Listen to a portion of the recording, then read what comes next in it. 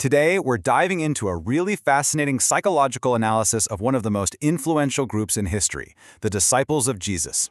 Our guide is the psychiatrist Augusto Curry.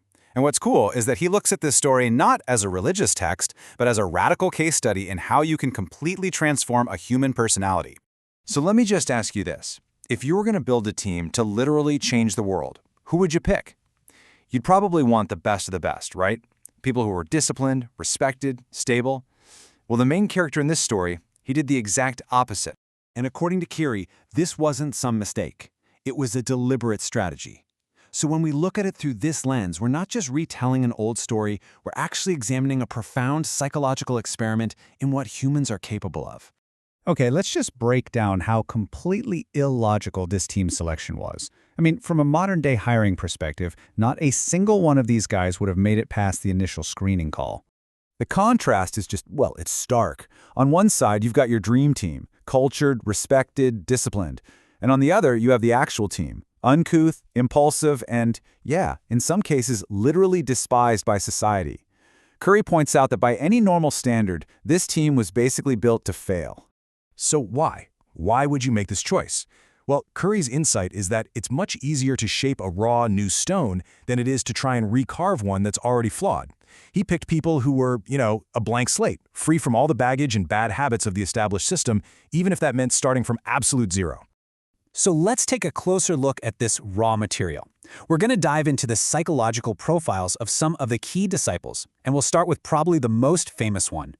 This quote from Curry about Peter, it just says it all. An emotional tractor. He wasn't just a little impulsive. He was this force of nature that just steamrolled everything and everyone. He acted first and thought, well, maybe later, if he got around to it. And this really shows the paradox that was Peter. His flaws were glaring. He was aggressive, anxious, and he couldn't stand being contradicted. At one point, he impulsively attacked a soldier and nearly started a riot. But underneath all that mess was this incredible potential. He was simple, he was sincere, and he had this amazing, almost childlike ability to learn. Okay, next step is John. Now, if Peter was an emotional tractor, John and his brother James were more like a thunderstorm.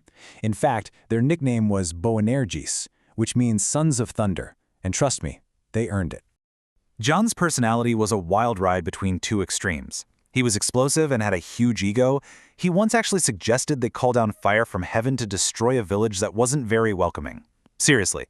But at the same time, he was incredibly open and, as Curry puts it, absorbed love like a sponge.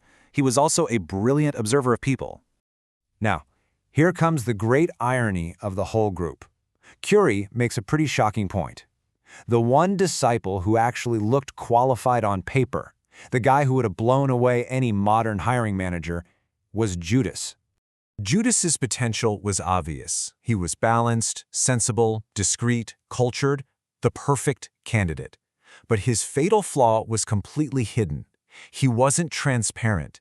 He buried all his internal conflicts behind this polished image and just let them fester. As Curry says, he basically became his own executioner. So if the disciples were a challenge to work with, this next guy, the ultimate outsider, is an even more extreme case. He wasn't even in the original group, but his transformation is, well, it's maybe the most stunning psychological case study of all time. Before he changed, Paul of Tarsus was just a destructive force of nature. He was radical, violent, arrogant. His way was the only way.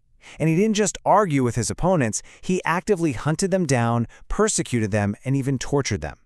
Curry describes him as intellectually brilliant, but socially, he was a weapon. And yet the same man undergoes what Curry calls one of the most revolutionary personality changes in history. The persecutor becomes a poet of love. The destroyer becomes the builder. Which of course begs the massive question, how is a change that profound even possible?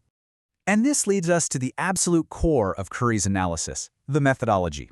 This wasn't some kind of magic trick. It was a sophisticated psychological process designed to literally rewrite the human mind.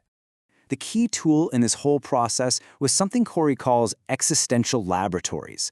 Basically, life itself was the classroom.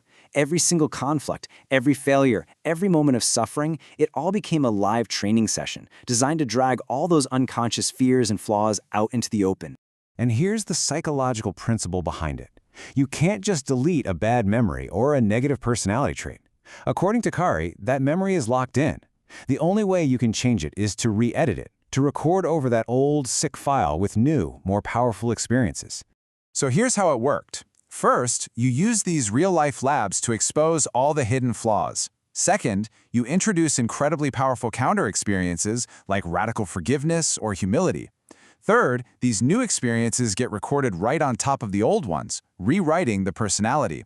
And finally, the ultimate goal is to empower your conscious self, what Curry calls the I, to become the director of your own mind instead of just a passive spectator.